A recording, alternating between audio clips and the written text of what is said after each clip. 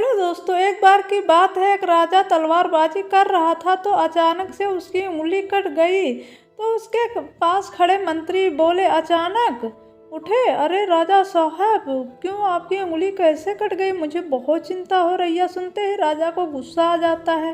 राजा उस मंत्री को कारागृह में बंद कर आदेश देता है और बोलता है कि इसको फांसी पर चढ़ा दिया जाए। यह सुनकर मंत्री घबरा जाता है। उसने राजा से निवेदन किया, महाराज, मैंने आपके यहाँ इतने वर्ष तक काम किया है, क्या आप मेरी अंतिम इच्छा नहीं पूरा करेंगे? राजा बोला, ठीक है, बताओ तुम्हारी अंतिम इच्छा क्या है? मंत्री बोला, कृपया मुझे 10 दिन का समय दीजिए, उसके बाद आप मुझे जो चाहे वो सजा दे दीजिए। राजा ने उसकी अंतिम इच्छा मान ली। राजा दूसरे दिन अपने सैनिकों के साथ जंगल में शिकार करने निकल गया। जंगल के बीच में राजा अपने सैनिकों से बिछड़ गया और रास्ता भटक गए। रास्ता ढूंढते हुए राजा वनवासियों के बीच पहुंच गए, जो बलि देने के लिए किसी को भी ढूंढ रहे थे। वनवासियों ने राजा को पकड़ लिया और वन की देवी को बलि देने के लिए ले गए। बलि देने की सारी तैयारियां पूरी हो गई।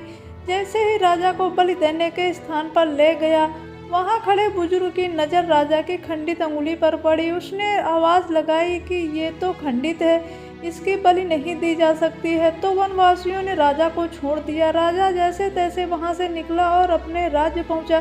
सबसे पहले कारागृह में मंत्री को मिलने पहुंचा।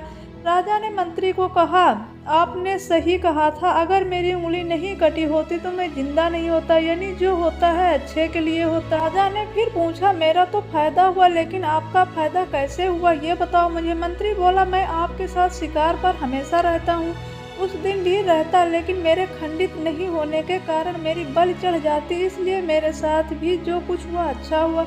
राजा प्रसन्न हुआ, लेकिन मेरी छोटी सी बात पर मंत्री को सजा देने का दुख भी हुआ, इसलिए राजा ने मंत्री को कारागृह से निकाल लिया। फिर से वह अपने साथ रख लिया। शिक्षा, आप दोस्तों, आपको क्या शिक्षा मिलती है कि क्या होना चाहिए? जीवन में बहुत से उतार चढ़ाव आते रहते हैं। कभी कभी कुछ चीज़ों मन मुताबिक नहीं होती हैं, इस कारण से भी कभी निराश नहीं होना चाहिए।